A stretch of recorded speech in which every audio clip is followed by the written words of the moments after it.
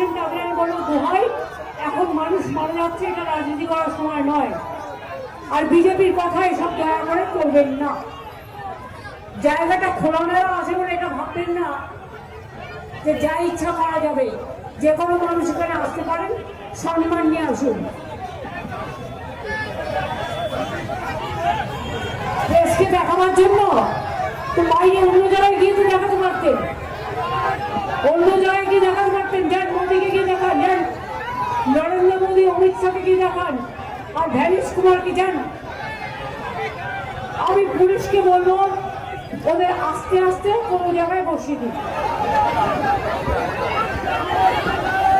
একটা কথা পরিষ্কারভাবে আপনাদের সবাইকে বলে, যে মিডিয়া ওদের ছবি তুলছেন তাদের কাছে আমাদের আবেদন থাকবে, এটা একটা বড় অধিকার রক্ষার লড়াই, গণতন্ত্রের লড়াই, নিজের স্বার্থে। তাহলে মনে রাখবেন বিজেপির মাইন্ডের যারা আছেন গদি মিডিয়া, আপনারা করতেই পারেন, কিন্তু তাহলে আপনাদের আলাদাভাবে করতে হবে।